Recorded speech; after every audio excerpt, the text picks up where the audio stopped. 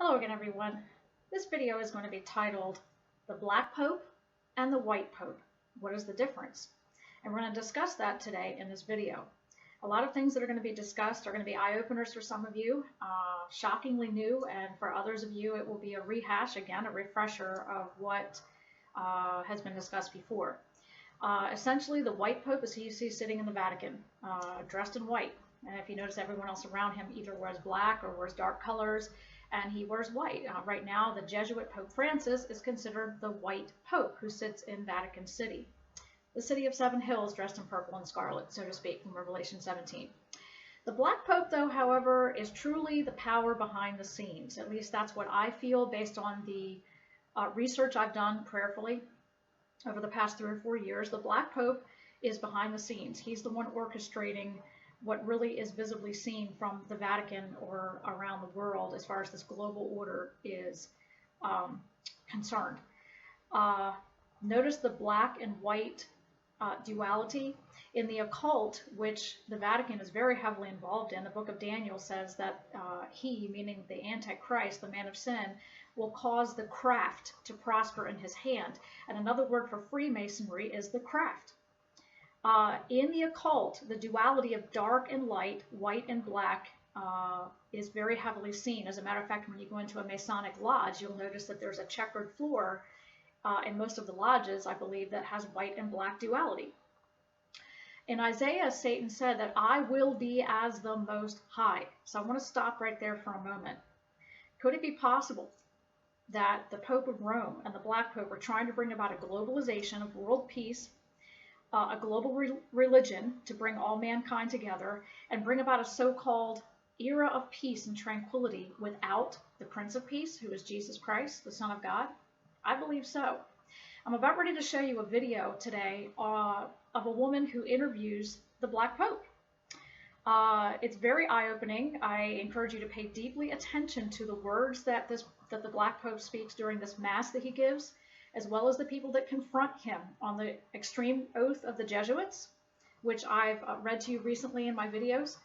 I want you to pay attention to the remarks of the Black Pope concerning globalization and how he wants to bring about a global era of peace.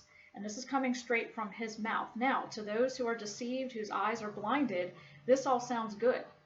As a matter of fact, like I said before, if you stand for Jesus Christ and only stand for him to be your Prince of Peace and the one to fulfill these prophecies about the millennial reign, and Jesus being the one to bring about global order, global peace, if you stand for this till the end, you will be considered a hater. So I want to show you this video really quickly. It says here, the most powerful man in the world, the Black Pope. He's really the man behind the scenes, pulling the strings, and helping to run the kings of the earth, which answer to the White Pope, who rides the beast, sitting in Vatican City, dressed in purple and scarlet. So let's begin this video. I'm going to turn up the volume here for you. We're here at Blessed Sacrament Parish. We are Change LA to meet someone who has been nicknamed the Black Pope. He's actually the Jesuit general, and his name is Very Reverend Adolfo Nicholas S.J.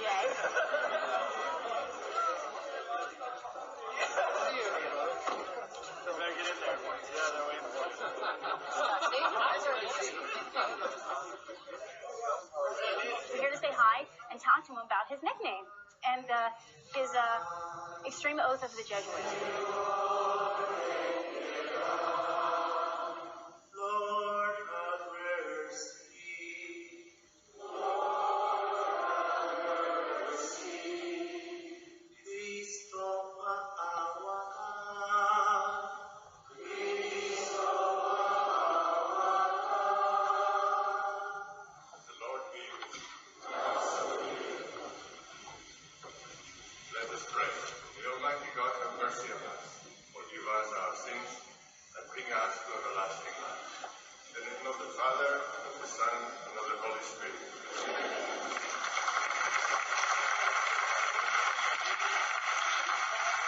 Pay close attention here. Of course, you're tired. You just came out of a campaign, election, and the inauguration of a new president. This is the Black Pope speaking. You know, and I partially only from the sidelines. We have been exposed to 1 year and a half of words and words and words and words.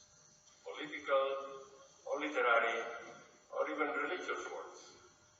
Because also religious words have been manipulated, used with such abundance for things that were not real, that we get tired of them. The prophet comes as one who sees things with the eyes of God, because the prophets bring also the shadow side of reality. And they tell us also where things are not going according to the heart of God. And they speak of the anger of God and the sadness of God.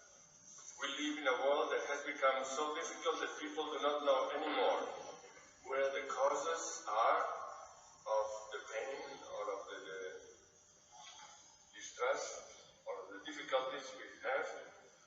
With globalization, now responsibilities are diluted. Globalization? And nobody knows who is behind anything. Nobody knows who's behind it. Interesting. Now you can take a picture with him and everything. Oh yeah, I'm going to be having a video check to get you two together while you ask me why you like that.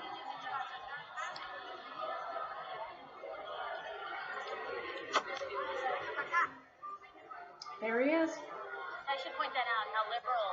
Look at the liberal agenda going on here.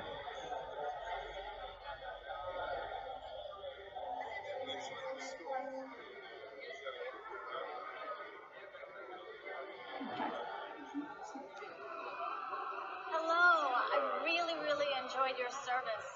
Thank you so much. I was wondering, I had a couple of questions. I was wondering if you could clear something up for me. Maybe later, because Oh, just really quick. Why do they call you the Black Pope? Oh, that started in the 19th century. Did it really? Yeah, but I don't like it because No. it's in terms of power, no? Yeah. So they thought that the general of the Jesuits had a lot of power, but he wears black, so black pope. Oh, maybe, well, But yeah. I'm not pope And and you I don't have have no a power. picture. And I see that there's a lot of liberal symbols here. One of the things in your Jesuit high oath, I think it says something about, furthermore, you promise to declare that we'll, at the first opportunity, seek war at any opportunity against heretics, Protestants, liberals. What is that? See here? And that will spare neither age nor sex nor condition, and I will hang, waste, boil, flays. You've never seen this before? No, I've never seen it. Strangle, bury alive, and it's horrible. And I was like, look, it's in the congressional record. Thank you very much. Can I get a picture? As long as you don't do this. Okay. Can I get a picture? Notice how they're ushering her away. Okay.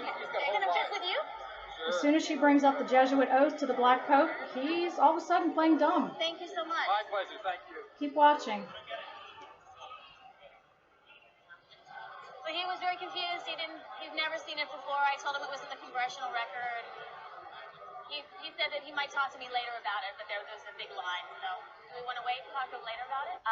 Just so that you know what I was asking him. I furthermore promise and declare that I will, when opportunity presents, to wage relentless war, secretly or openly, against all heretics, Protestants, and liberals, as I am directed to extirpate and exterminate them from the face of the whole earth, and that I will spare neither age, sex, Remember or my condition, video on this? and that I will hang, waste, boil, flay, strangle, and bury alive these infamous heretics, rip up the stomachs and wombs of their women, and crush their infants' heads against the walls in order to annihilate forever the execrable race. And then it goes on to say some other stuff. But you can look this up. It's on the internet. Okay. I'm going to stop this from here. I wanted to show you basically the so-called sermon of the Black Pope. He talks about globalization. I encourage you to rewind it, so to speak, and listen to that. He talks about you know how a lot of occult societies they'll project things. hidden in plain sight, so to speak. So when he says people see this globalization going on, or they wonder about the financial system, and he goes on to talk about globalization and everything that's going on, but they have no idea who's really in the shadows and who's behind all of this. What he's doing is it's basically saying, here I am, without saying, here I am. The white Pope, again, is the Pope sitting in Rome in Vatican City. And of course, remember when Francis took oath as Pope, the world rejoiced because he was the first Jesuit Pope. Hans Kovenbach, I believe his name is, he is the Black Pope. And he is the one pulling the strings behind the scenes. At least that's what I feel convinced of ever since I've done my research. In the occult, they're heavily involved in dark and light, the contrast of white and black. Remember, Satan's aim was to be as the Most High. This Satan's aim, or Lucifer's aim in this world system, is to use the beast system. And this revealing of the papacy, or the man of sin, throughout the decades, and there will be a final one, the scripture states, to bring about global peace. And remember, Paul said, as soon as they, meaning these people that are behind the scenes, say peace and safety, sudden destruction comes upon them. There's no turning back. The world will not experience global peace. Men will not beat their swords and plowshares and stop training for war until Yeshua, the very same one who was taken from us and ascended into heaven, comes back in like manner and comes back to the Mount of Olives and rules from Jerusalem. That will not happen without the Prince of Peace, who is Jesus Christ. If anything, I hope that this video gives you an intro, so to speak, of the Black Pope and the White Pope. Who are they? What does the black and white and duality in the occult and Freemasonry stand for in the papacy or in the Vatican? Hopefully this is something that, if it's new to you, will give you a plant of seed for you to do your research. It's a lot to take in. It's a lot to take in. And when the Lord began to reveal these things to me, it took me a while to digest all of this. But God wouldn't be revealing it unless he wanted his children to see it in these last times and to warn other people and to expose it. Ephesians 5:11. I hope this has been an informative video for you. Again, there will be a one world order, a global government, ecumenism with a one world religion, and Satan will have his man sitting on the throne, the final revelation of the man of sin when Jesus comes back. This is all part of Satan's plan, as in Isaiah, I will be as the Most High. God bless you. Keep doing your research prayerfully.